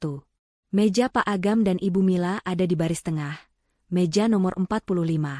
Apakah perlu diubah? Jari Destia menari di atas layar, mengetik balasan singkat. Biarkan begitu. Jarak itu perlu untuk memperjelas posisi kami nanti. Destia meletakkan ponselnya dan membaringkan tubuhnya di samping Agam. Besok adalah harinya. Hari di mana topeng-topeng akan terbuka, dan realita akan menghantam mereka yang selama ini hidup dalam gelembung kesombongan. Pesta Gala Tahunan Nusantara Group akan menjadi malam yang tak terlupakan, terutama bagi seorang Mila. Lampu gantung kristal raksasa yang menghiasi lobi Hotel Imperial memantulkan cahaya keemasan ke seluruh penjuru ruangan, menciptakan atmosfer kemewahan yang menyilaukan mata. Malam itu, lobi hotel dipenuhi oleh tamu-tamu berpakaian necis, wangi parfum mahal yang saling bertabrakan di udara. Sebuah taksi online berhenti di depan lobi. Pintu terbuka, dan turunlah sepasang sepatu hak tinggi berwarna merah menyala, diikuti oleh gaun merah penuh payet yang berkilauan ditimpa cahaya lampu. Mila melangkah keluar dengan dagu terangkat tinggi, seolah ia adalah selebriti yang sedang berjalan di karpet merah. Di belakangnya, Aga menyusul dengan setelan jas yang ia beli 2 tahun lalu. Wajahnya tampak sedikit tegang memikirkan biaya taksi yang baru saja ia bayar dengan saldo yang kian menipis. Terakhir, Destia turun dari sisi pintu yang lain. Penampilannya sangat kontras dengan adik iparnya. Destia mengenakan gaun panjang berwarna biru donker, navy blue, dengan potongan alain yang jatuh sempurna di tubuhnya. Tidak ada payet, tidak ada manik-manik yang menyilaukan. Hanya kain sutra halus yang membalut tubuhnya dengan elegan, dipadukan dengan clutch hitam kecil dan rambut yang disanggul modern namun rapi. Di lehernya, melingkar sebuah kalung berlian kecil dengan satu mata soliter yang memancarkan kilau tajam namun tersembunyi. Mila menoleh ke arah Destia dan langsung mendengus meremehkan. Ia memindai penampilan kakak iparnya dari atas ke bawah dengan tatapan mencela. Ya ampun, Mbak Destia, komentar Mila pedas. Suaranya cukup keras hingga beberapa orang di dekat pintu masuk menoleh. Ini pesta gala, bukan acara melayat. Kenapa bajunya gelap dan polos begitu sih? Nggak ada glamor-glamornya sama sekali. Kebanting banget sama aku. Agam yang berdiri di antara mereka tampak gelisah. Sudah, Mil. Bagus kok, kelihatan rapi. Rapi doang nggak cukup. Mas, ini tuh high class event. Bantah Mila sambil membenarkan tatanan rambutnya. Ya sudahlah, untung Mbak Destia jalannya di belakang. Jadi orang-orang fokusnya ke aku sama Mas Agam aja. Ayo, Mas. Mila langsung menggandeng lengan Agam dengan posesif, menyeret kakaknya masuk ke dalam ballroom. Destia hanya tersenyum tipis menanggapi hinaan itu, lalu melangkah perlahan mengikuti mereka, menjaga jarak beberapa meter di belakang layaknya seorang asisten pribadi yang patuh. Di dalam Grand Ballroom, suasana jauh lebih megah. Ratusan meja bundar tertata rapi dengan taplak putih bersih dan centerpiece bunga segar yang wangi. Panggung utama di depan sana dihiasi layar LED raksasa bertuliskan, Nusantara Group Annual Gala Dinner. Mila memeki kecil saat melihat rombongan teman-teman divisinya berkumpul di dekat meja prasmanan koktail. Ia segera menarik Agam mendekat. Hai guys. Sapa Mila dengan nada dibuat seceria mungkin. Rekan-rekan kerjanya, segerombolan wanita muda yang juga berdandan maksimal, menoleh serempak. Mila. Wah, gila gaun lo cetar banget. Puji salah satu temannya yang bernama Siska. Mila tertawa bangga, mengibaskan rambutnya. Iya dong, harus totalitas. Oh ya, kenalin nih, ini kakak gue yang sering gue ceritain. Mas Agam. Agam tersenyum canggung, mengulurkan tangan. Agam. Mas Agam ini manajer investasi di perusahaan multinasional lo, tambah Mila cepat, melebih-lebihkan jabatan kakaknya demi gengsi. Dia yang fasilitasi semua outfit gue malam ini. Biasalah, kakak sayang adik. Teman-teman Mila menatap Agam dengan pandangan kagum yang dibuat-buat. Wah, enak banget punya kakak royal. Halo Mas Agam. Di tengah percakapan basa-basi itu, Siska menyadari kehadiran Destia yang berdiri diam agak jauh di belakang Agam. Itu siapa, Mil? Yang baju biru gelap itu? Saudara lo juga? Tanya Siska sambil menunjuk Destia dengan dagunya. Wajah Mila berubah masam seketika. Ia melirik Destia sekilas lalu kembali menatap teman-temannya sambil berbisik, seolah takut ketahuan. Oh, itu istri kakak gue, jawab Mila setengah hati. Istrinya? Siska menatap Destia lagi dengan tatapan menilai yang tidak sopan. Kok beda banget auranya sama Mas Agam? Mas Agam kelihatan eksekutif, istrinya kayak plain banget ya? Kayak ibu-ibu komplek biasa. Teman Mila yang lain menimpali sambil terkikik. Kirain tadi asisten rumah tangga lo yang diajak buat bawain tas. Mil? Soalnya dia diam aja di situ kayak orang bingung. Mila tertawa renyah mendengar ejekan itu. Bukannya membela, ia malah memanasi suasana. SSST, jangan kenceng-kenceng, nanti orangnya dengar. Ya gitulah, namanya juga ibu rumah tangga murni. Dunianya cuma kasur sama dapur, jadi maklum aja kalau dia kaku masuk hotel bintang 5 begini. Gue aja sebenarnya malu ngajak dia, takut ngerusak pemandangan. Destia mendengar semua itu. Telinganya menangkap jelas setiap kata yang diucapkan adik ipar dan teman-temannya. Namun, ekspresi wajahnya tidak berubah sedikit pun. Ia tetap berdiri tegak, memegang klatnya dengan santai. Matanya menyapu seisi ruangan, mengamati para tamu undangan yang hadir. Dari kejauhan, ia melihat Pak Surya sedang berbincang dengan beberapa direktur cabang. Mata Pak Surya sempat bertemu dengan mata Destia. Sang direktur utama itu hampir saja membungkukkan badan secara refleks. Namun Destia memberikan isyarat mata yang sangat halus, sebuah kedipan pelan, meminta Pak Surya untuk tetap diam dan tidak mendekat dulu. Pak Surya mengerti, ia segera mengalihkan pandangannya, kembali berpura-pura tidak melihat sang pemilik tahta. Mas Agam, ambilin minum dong buat kita. Rengek Mila manja, memutus kontak mata Destia dengan Pak Surya. Iya, sebentar. Agam bergegas menuju meja minuman, meninggalkan Destia sendirian dikelilingi serigala-serigala bergaun pesta. Mila kembali asyik mengobrol dengan teman-temannya, sengaja memunggungi Destia. Destia akhirnya memilih untuk mundur, mencari sudut yang lebih tenang di dekat pilar besar. Ia tidak tertarik untuk bergabung dalam percakapan kosong yang hanya berisi pameran tas dan gosip kantor.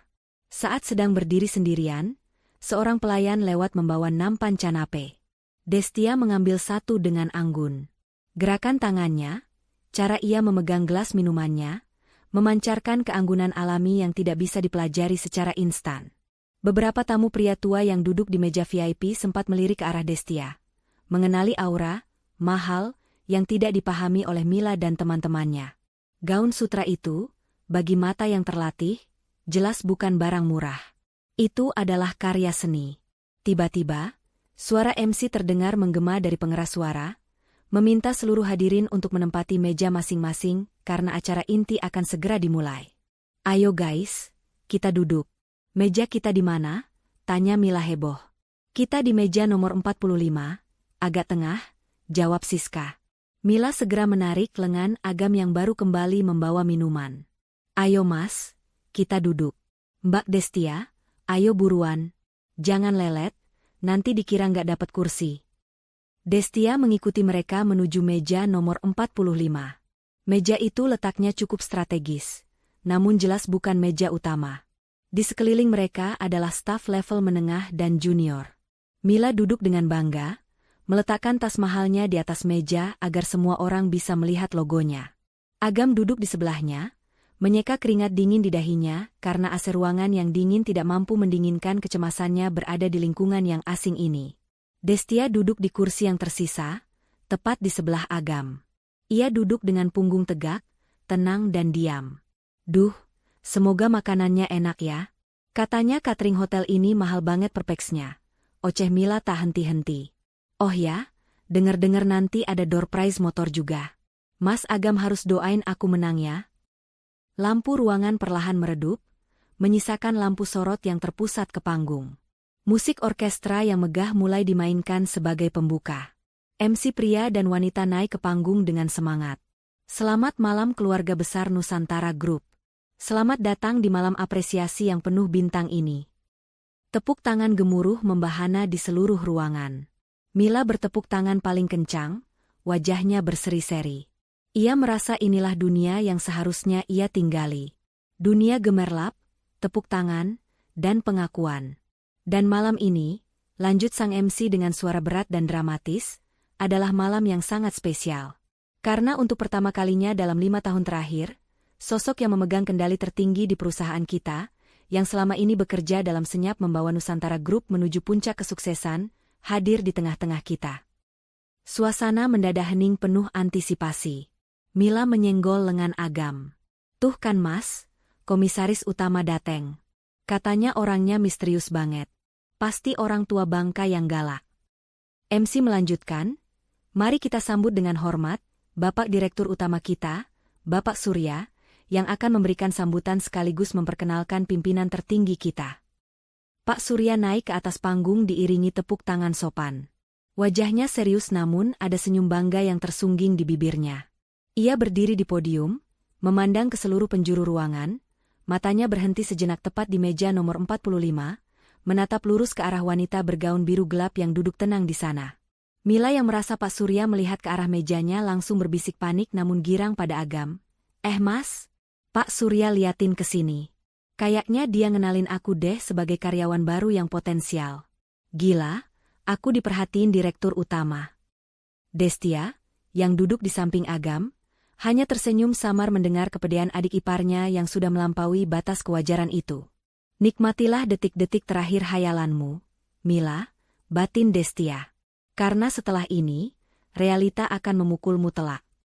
Di atas podium yang bermandikan cahaya sorot, Pak Surya berdiri dengan wibawa penuh. Ia membetulkan posisi mikrofonnya sejenak, membiarkan keheningan menyelimuti ruangan Grand Ballroom yang luas itu. Ribuan mata tertuju padanya, menanti kelanjutan kalimat yang menggantung di udara. "Hadirin sekalian," suara bariton Pak Surya menggema jernih. "Nusantara Group tahun ini mencatatkan keuntungan terbesar sepanjang sejarah perusahaan. Kita telah membuka 10 cabang baru dan mengakuisisi 2 perusahaan rintisan yang potensial." Tepuk tangan kembali membahana, namun Pak Surya segera mengangkat tangan kanannya, meminta ketenangan kembali. "Namun, semua keberhasilan ini bukanlah kerja keras saya seorang diri. Ada satu sosok yang menjadi otak di balik semua strategi besar kita. Sosok yang selama ini memilih untuk tetap berada di balik layar, memantau kita, mendukung kita, dan memastikan kapal besar ini berlayar ke arah yang benar. Beliau adalah Dewan Komisaris Utama kita, sekaligus pemegang saham pengendali tunggal Nusantara Group." Di meja nomor 45, Mila menyikut lengan Agam dengan antusias. Matanya berbinar-binar penuh ambisi. "Dengar tuh, Mas," bisik Mila dengan suara tertahan namun tajam. "Pemegang saham tunggal. Itu artinya dia yang punya semuanya. Mas Agam harus siap-siap kartu nama, ya. Nanti kalau ada sesi ramah tamah, kita harus pepet orang ini. Siapa tahu Mas Agam bisa dapat suntikan modal atau proyek kerjasama. Jangan cuma diam aja kayak patung." Agam mengangguk ragu, tangannya meremas serbet makan di pangkuannya. Keringat dingin mulai membasahi telapak tangannya. Ia merasa sangat kecil berada di tempat ini, apalagi disuruh bermanuver bisnis dengan orang yang levelnya jauh di atas langit. "Iya, Mil. Nanti Mas coba," jawab Agam pelan, suaranya terdengar tidak meyakinkan. Mila mendecakkan lidah, kesal melihat kakaknya yang kurang agresif. Ia kemudian menoleh ke arah Destia yang duduk tenang di sisi lain Agam. Destia sedang menyesap air mineralnya dengan gerakan yang sangat halus, matanya menatap lurus ke arah Pak Surya di panggung. "Mbak Destia, perhatiin tuh," tegur Mila sinis. "Lihat gimana orang-orang sukses bicara. Visinya jauh ke depan. Bukan cuma mikirin besok mau masak apa atau harga cabai naik berapa. Mbak tuh harusnya belajar dari suasana kayak gini, biar wawasannya terbuka dikit. Jangan cuma jadi beban suami yang taunya minta duit belanja." Destia menurunkan gelasnya perlahan. Ia menoleh sedikit ke arah Mila, sudut bibirnya terangkat membentuk senyum misterius. "Aku sedang memperhatikan, Mila. Sangat memperhatikan." "Halah, sok ngerti," cibir Mila sambil memutar bola matanya. "Paling juga Mbak nggak paham istilah akuisisi atau saham pengendali. Udah, diam aja. Jangan malu-maluin aku kalau nanti komisarisnya lewat sini." Di panggung, Pak Surya kembali berbicara. Nada suaranya kini terdengar lebih emosional dan penuh hormat. Banyak rumor yang beredar bahwa pemilik perusahaan ini adalah konglomerat asing, atau mungkin politisi tua yang duduk di kursi roda. Tapi malam ini, saya ingin mematahkan semua rumor itu. Beliau ada di sini. Duduk bersama kalian, menikmati hidangan yang sama, dan bernapas di udara yang sama. Gumam penasaran mulai terdengar riuh rendah di seluruh ruangan. Para tamu saling toleh, menatap meja kiri dan kanan mereka, mencoba menebak siapa sosok yang dimaksud. Saya mengundang beliau hadir malam ini, karena beliau ingin melihat langsung wajah-wajah orang yang telah bekerja keras untuk perusahaannya. Beliau ingin memastikan bahwa kesejahteraan kalian terjamin. Lanjut Pak Surya. Jantung Mila berdegup kencang. Ia merapikan kerah gaun merahnya yang mencolok, lalu membenarkan posisi duduknya agar terlihat lebih tegap dan profesional. Mas, dia bilang duduk di antara kita. Bisik Mila heboh pada Agam. Jangan-jangan komisarisnya duduk di area VIP dekat sini? Atau jangan-jangan dia nyamar jadi orang biasa buat ngetes karyawan? Aduh, untung aku dandan maksimal hari ini. Siapa tahu dia ngelirik aku. Mungkin, Mil. Berdoa saja. Sahut Agam asal, pikirannya lebih fokus pada rasa lapar yang mulai menyerang namun ia malu untuk mengambil makanan lebih dulu. Dan sekarang, suara Pak Surya meninggi, mencapai klimaks pidatonya. Tanpa menunggu lebih lama lagi, saya akan turun dan menjemput beliau untuk naik ke atas panggung, memberikan sambutan kehormatan bagi kita semua. Lampu sorot utama yang tadinya menyorot Pak Surya, kini melebar. Pak Surya melangkah mundur dari podium, menuruni anak tangga panggung dengan langkah tegap. Musik latar berubah menjadi instrumen yang megah dan mendebarkan, membangun ketegangan yang sempurna. Semua kepala menoleh mengikuti arah langkah Pak Surya. Sang direktur utama berjalan membelah kerumunan meja bundar. Ia melewati barisan meja direksi, melewati meja manajer senior, dan terus berjalan menuju bagian tengah ruangan. Mas. Dia jalan ke arah sini. Pekik Mila tertahan, tangannya mencengkeram lengan jas Agam dengan kuat. Lihat Mas. Pak Surya lihatnya lurus ke meja kita. Sumpah, dia jalan ke sini. Agam ikut tegang. Masa sih? Mil? Mungkin meja belakang kita? Enggak Mas. Itu matanya natap ke sini.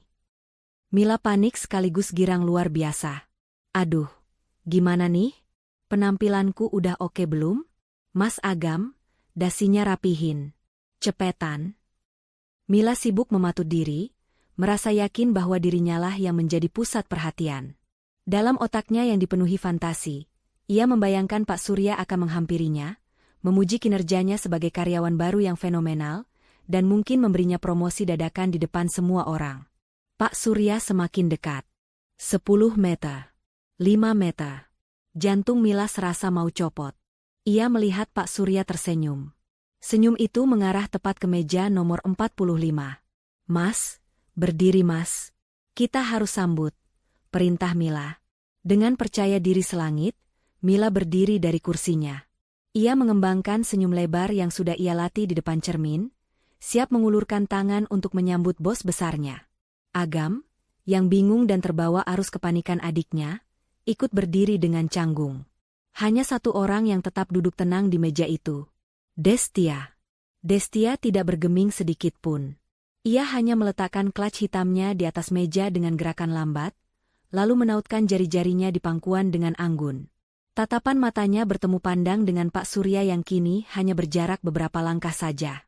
Mila, yang sudah berdiri dan menghalangi pandangan Destia, merentangkan tangannya sedikit, bersiap untuk momen bersejarah dalam hidupnya. Selamat malam, Pak Sur. Sapa Mila dengan suara manis yang dibuat-buat, tangannya terulur ke depan.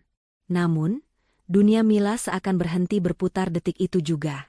Pak Surya tidak menghentikan langkahnya di depan Mila. Ia tidak menyambut uluran tangan Mila. Ia bahkan tidak menoleh sedikitpun pada wanita bergaun merah yang berdiri menghalanginya itu. Dengan gerakan halus namun tegas, Pak Surya menggeser tubuhnya sedikit ke samping. Melewati Mila begitu saja seolah adik ipar Agam itu hanyalah tiang penyangga gedung yang tak kasat mata. Senyum Mila membeku di udara. Tangannya yang terulur menggantung hampa. Pak Surya berhenti tepat di samping kursi tempat Destia duduk. Suasana di sekitar meja 45 mendadak senyap, seolah oksigen tersedot habis keluar ruangan. Orang-orang di meja sebelah menahan napas, mata mereka terbelalak menyaksikan pemandangan yang tak masuk akal itu. Sang direktur utama yang disegani ribuan karyawan itu perlahan menundukkan badannya, membungkuk dalam posisi hormat yang sangat dalam, posisi yang hanya dilakukan seorang bawahan kepada atasan tertingginya. "Selamat malam," ucap Pak Surya dengan suara yang terdengar jelas di keheningan itu. Mila menoleh kaku, lehernya terasa berderit. Ia melihat Pak Surya membungkuk bukan padanya, bukan pada Agam, tapi pada wanita berbaju biru gelap yang baru saja ia hina, kampungan. Destia mengangkat wajahnya, menatap Pak Surya, lalu tersenyum tipis. Senyum seorang ratu yang menerima penghormatan dari panglimanya. "Malam, Pak Surya," jawab Destia tenang. Kata-kata Pak Surya masih menggantung di udara, namun dampaknya bagaikan bom atom yang meledak tanpa suara. Waktu seolah berhenti berdetak di meja nomor 45. "Selamat datang, Ibu Dewan Komisaris," ulang Pak Surya dengan nada yang lebih tegas, memastikan tidak ada satupun telinga yang salah dengar. "Mohon maaf jika sambutan kami kurang berkenan. Silakan, Bu. Kursi kehormatan di meja utama sudah kami siapkan untuk Ibu." Mila, yang masih berdiri kaku dengan tangan terulur hampa, merasa darah di tubuhnya surut seketika ke kaki. Wajahnya yang semula merah merona karena blush on mahal, kini memucat seperti kertas.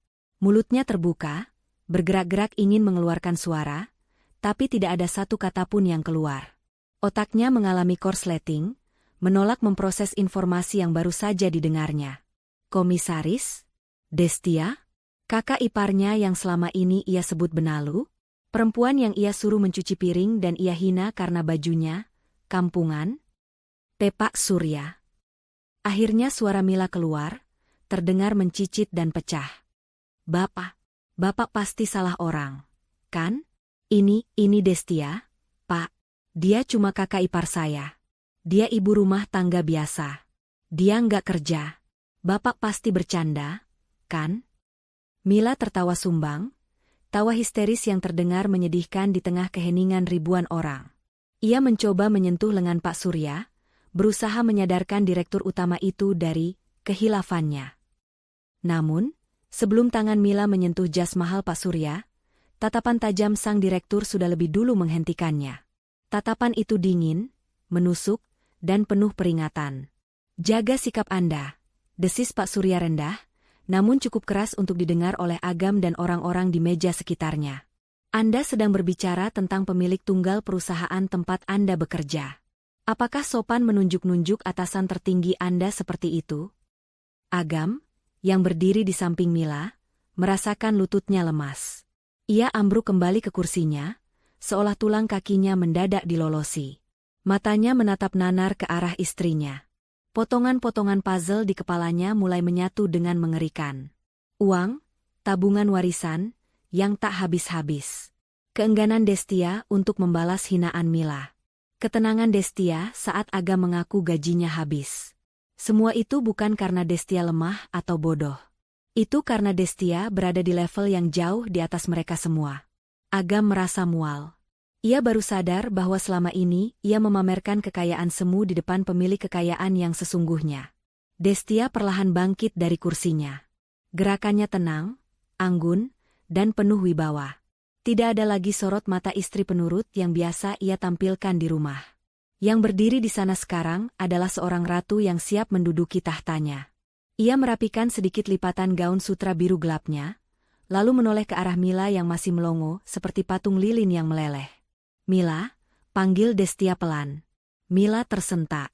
Ia menatap kakak iparnya dengan tatapan horor, seolah melihat hantu. "Nikmatilah pestanya," ucap Destia datar, tanpa senyum, tanpa emosi. "Bukankah kamu bilang ingin melihat orang-orang berkelas malam ini? Lihatlah baik-baik." Setelah mengucapkan kalimat itu, Destia mengalihkan pandangannya pada Pak Surya. Ia mengangguk kecil. "Mari, Pak Surya." "Mari, Bu." "Silakan lewat sini." Pak Surya memundurkan langkahnya, memberi jalan, lalu berjalan mengiringi Destia sedikit di belakang, layaknya seorang ajudan setia. Destia melangkah membelah kerumunan. Lampu sorot follow spot kini sepenuhnya menyinari dirinya. Ribuan pasang mata mengikuti setiap langkah kakinya. Bisik-bisik yang tadinya pelan kini berubah menjadi dengungan lebah raksasa yang memenuhi ballroom. Itu Bu Destia? Gila, cantik banget ternyata. Itu yang punya Nusantara Group? Masih muda banget. Lihat wibawanya, beda banget sama cewek baju merah norak tadi.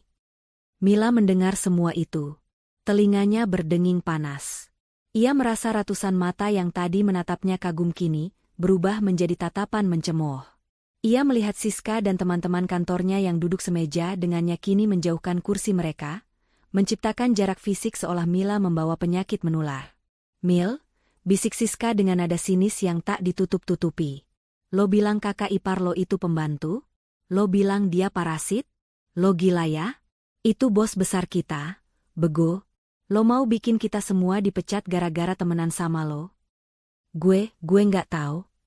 Mila tergagap, air mata mulai menggenang di pelupuk matanya. Sumpah, di rumah dia nggak kayak gitu, dia cuma diam. Dia? Simpen aja drama lo, potong teman yang lain ketus. Malu-maluin banget sih lo. Sok kaya, pamer kakak lo manajer. Taunya kakak ipar lo yang punya segalanya. Dasar OKB, orang kaya baru, halu. Mila menoleh ke arah Agam, mencari perlindungan. "Mas Agam, Mas tahu kan? Mas pasti tahu kan kalau Mbak Destia itu komisaris? Kenapa Mas nggak bilang sama aku? Kenapa Mas biarin aku ngehina dia terus-terusan?" Agam menatap adiknya dengan pandangan kosong. Wajahnya pucat pasi, keringat dingin membasahi keningnya. "Mas nggak tahu, Mil? Mas bener-bener nggak tahu? Uang yang Mas kasih ke kamu, itu uang Destia. Semua uang belanja ibu, itu uang Destia." Suara Agam bergetar hebat saat mengucapkan pengakuan itu. Sementara itu, di depan panggung utama, Destia telah sampai di meja VVIP nomor 1. Ia disambut oleh jajaran direksi lain yang berdiri membungkuk hormat. Destia duduk di kursi tengah yang paling megah. Dari tempat duduknya yang tinggi, Destia bisa melihat ke seluruh penjuru ruangan. Matanya kembali tertuju ke meja nomor 45 yang berada jauh di tengah. Ia melihat kekacauan kecil di sana. Ia melihat Mila yang kini duduk merosot di kursinya, menutupi wajahnya dengan tangan. Ia melihat Agam yang menunduk dalam, tak berani mengangkat wajah. Pak Surya membungkuk di samping telinga Destia. "Bu, apakah kita perlu memanggil mereka ke depan sekarang? Atau menunggu acara selesai?" Destia mengambil gelas kristal berisi air mineral di depannya, menyesapnya sedikit untuk membasahi kerongkongannya yang kering. "Panggil mereka setelah pidato saya," perintah Destia tenang. "Bawa mereka ke ruang rapat VVIP di belakang panggung. Termasuk ibu mertua saya jika dia ada di daftar tamu, tapi sepertinya dia tidak diundang." "Baik, Bu. Hanya suami dan adik ipar ibu." Destia meletakkan gelasnya. Ia berdiri dan berjalan menuju podium. Saat ia memegang mikrofon, seluruh ruangan hening seketika. Hening yang mencekam, namun penuh rasa hormat. "Selamat malam, rekan-rekan semua." Suara Destia mengalun lembut namun tegas melalui pengeras suara, memenuhi setiap sudut ruangan hingga ke telinga Mila yang berdenging. "Malam ini saya berdiri di sini bukan hanya untuk merayakan keuntungan perusahaan. Tapi saya ingin berbicara tentang satu hal yang sering dilupakan oleh manusia ketika mereka merasa memiliki sedikit kekuasaan." Destia menatap lurus ke arah kamera yang menayangkan wajahnya ke layar raksasa. Wajah cantiknya terpampang jelas, diperbesar ribuan kali lipat, sehingga Mila yang duduk jauh pun bisa melihat sorot mata dingin itu seolah menatap langsung ke jiwanya. "Integritas dan rasa tahu diri," ucap Destia menekan setiap suku katanya. Di meja nomor 45, Mila merasa lehernya seperti dicekik. Ia tahu, dua kata itu ditujukan khusus untuknya. Pesta yang seharusnya menjadi panggung kemenangannya, kini berubah menjadi pengadilan terbuka yang paling mengerikan dalam hidupnya. Dan palu hakim sudah diangkat, siap diketuk untuk menjatuhkan vonis kehancuran baginya.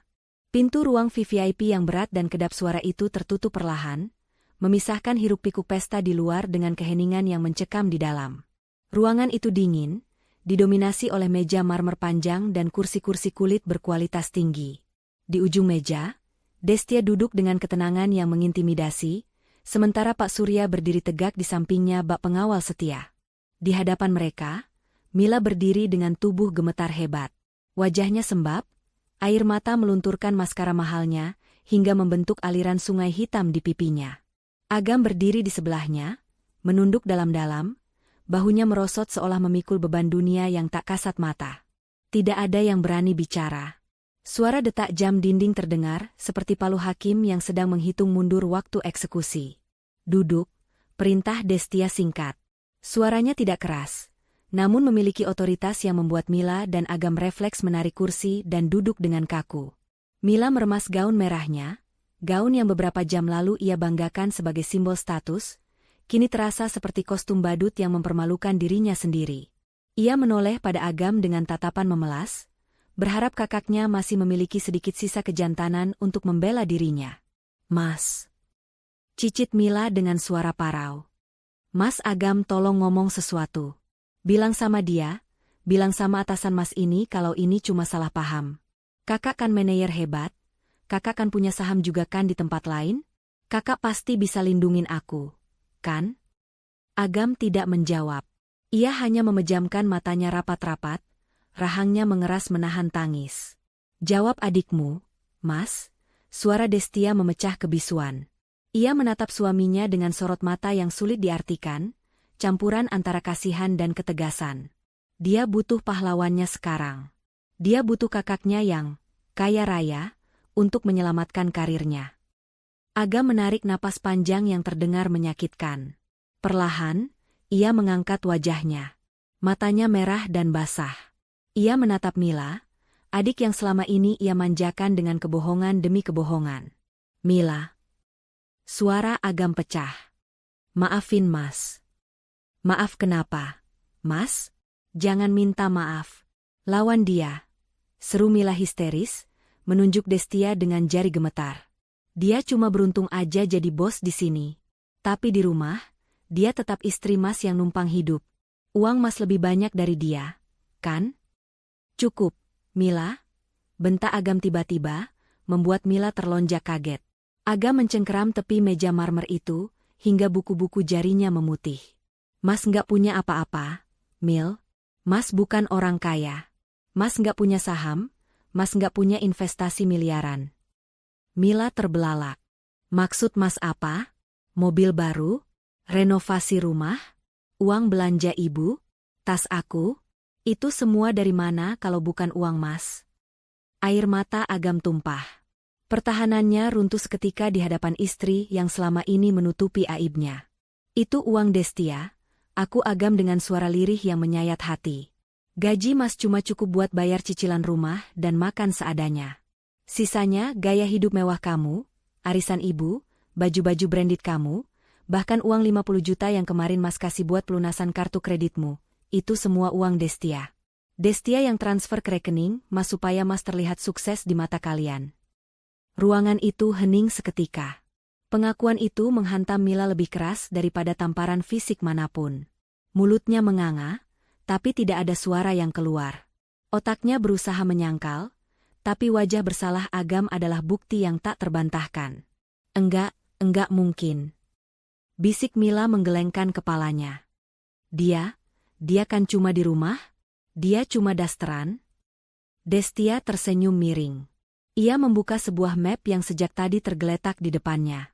Ia mengeluarkan selembar kertas dan mendorongnya ke hadapan Mila. Itu adalah bukti transfer bank atas nama Destia Maharani ke rekening Agam, dengan nominal yang fantastis, tertanggal tepat sehari sebelum Mila membeli tas dan gaun merah itu. "Kamu bilang aku sampah?" tanya Destia pelan, namun setiap katanya tajam menusuk. "Kamu bilang aku parasit? Asal kamu tahu, Mila, parasit yang sesungguhnya adalah kalian.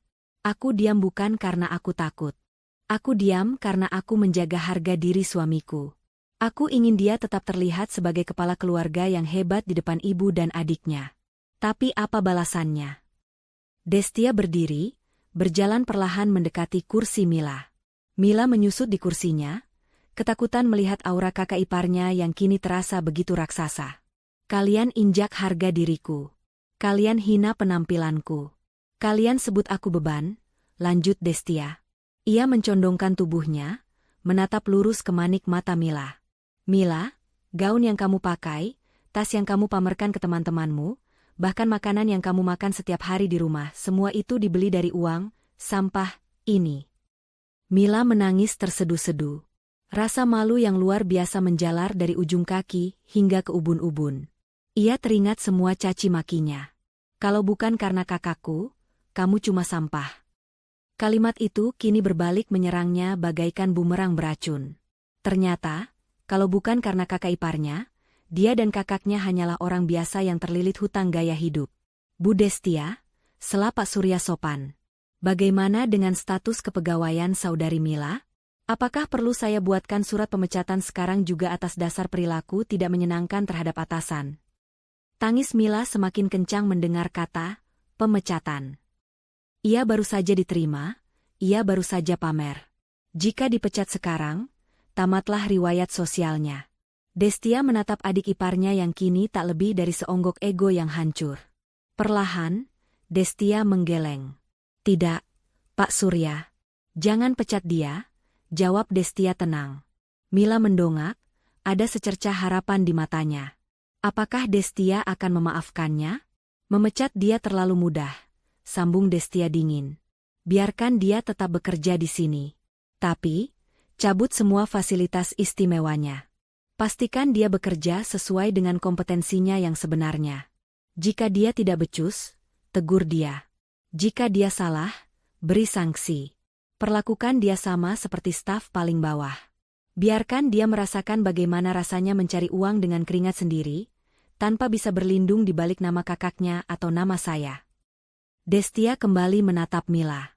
Itu hukumanmu, Mila. Setiap hari kamu datang ke kantor ini, kamu akan melihat fotoku di lobi. Kamu akan ingat bahwa bos besarmu adalah orang yang kamu hina di meja makan. Kamu akan hidup dengan rasa malu itu setiap detik sampai kamu belajar apa arti kerendahan hati. Atau, kamu boleh mengundurkan diri sekarang juga dan kembali menjadi pengangguran yang menjadi beban ibumu. Pilihan ada di tanganmu. Mila menunduk, bahunya terguncang hebat. Ia tahu ia tidak punya muka lagi untuk bekerja di sini. Teman-temannya sudah tahu, satu kantor sudah tahu. Bertahan di sini sama saja dengan bunuh diri sosial. Tapi keluar dari sini, ia akan kehilangan segalanya. Tanpa berkata apa-apa lagi, Mila berdiri dengan goyah. Ia tidak sanggup menatap Destia maupun Agam. Dengan langkah terseok-seok, ia berlari keluar dari ruangan VVIP itu, meninggalkan gaun merahnya yang berkilauan namun tak lagi bermakna. Suara pintu yang terbanting menjadi penanda hancurnya kesombongan seorang adik ipar. Kini tinggal Agam dan Destia di ruangan itu. Pak Surya, memahami situasi, membungkuk sedikit lalu undur diri keluar ruangan, memberikan privasi bagi pasangan suami istri itu. Agam masih menunduk. Ia perlahan merosot dari kursinya, berlutut di lantai marmer yang dingin, memeluk kaki Destia. Des, ampunin Mas. Des. Isak Agam pilu. Mas salah. Mas bodoh. Mas gagal jadi suami. Mas biarin kamu dihina padahal kamu yang nyawar-nyawa buat keluarga kita. Mas malu, Des. Mas malu banget. Destia menatap puncak kepala suaminya. Tangannya terulur, menyentuh rambut Agam pelan. Tidak ada kebencian di matanya, hanya rasa lelah yang amat sangat. Bangun, Mas, ucap Destia lembut namun tegas. Agam mendongak, wajahnya basah oleh air mata. Jabatan, uang, dan hormat itu tidak bisa diminta, Mas. Apalagi dibeli dengan kebohongan. Itu semua harus didapat, kata Destia bijak. Selama ini aku membiarkanmu memimpin, memberimu panggung, tapi kamu malah lupa siapa yang membangun panggung itu untukmu. Destia menarik tangannya. Malam ini, pulanglah ke rumah ibu. Tenangkan ibumu yang pasti akan kaget mendengar cerita Mila. Jelaskan semuanya pada ibu, sejelas-jelasnya. Jangan ada lagi kebohongan. Katakan siapa yang sebenarnya membiayai hidup kalian selama ini. Terus, kita gimana? Des? Kamu mau ninggalin Mas? Tanya Agam ketakutan. Aku butuh waktu, Mas. Jawab Destia sambil membalikkan badan, berjalan menuju jendela kaca besar yang menampilkan pemandangan kota di malam hari. Aku tidak akan menceraikanmu hari ini. Tapi pintu rumah kita tertutup untukmu sampai kamu bisa datang kembali sebagai Agam yang baru. Agam yang tidak butuh validasi dari orang lain. Agam yang bisa menghargai istrinya bukan karena uangnya, tapi karena keberadaannya. Agam terdiam. Ia tahu ia pantas mendapatkan hukuman ini. Ia perlahan bangkit, menghapus air matanya, dan mengangguk. Baik, Des. Mas akan perbaiki semuanya. Mas akan mulai dari nol. Mas akan buktikan Mas pantas jadi suami kamu lagi, bukan karena uang kamu, tapi karena Mas sendiri. Agam berjalan keluar dengan langkah berat namun lebih jujur dari sebelumnya.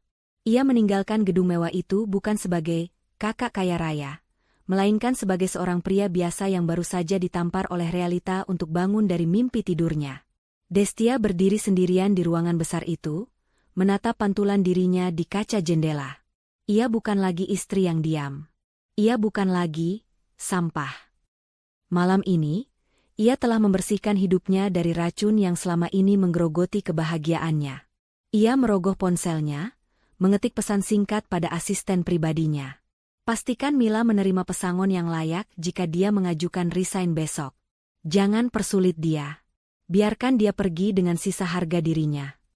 Destia tersenyum tipis. Balas dendam terbaik bukanlah menghancurkan musuh hingga menjadi debu, melainkan membiarkan mereka hidup dengan kesadaran bahwa mereka pernah menyia-nyiakan berlian karena terlalu sibuk mengumpulkan batu kerikil. Di luar sana, langit malam begitu cerah. Dan untuk pertama kalinya dalam sekian tahun, Destia merasa benar-benar bernapas lega. Pesan moral cerita. Jangan menilai buku dari sampulnya, penampilan luar seringkali menipu. Kesederhanaan seseorang bukan berarti kekurangan, dan kemewahan yang dipamerkan belum tentu milik sendiri.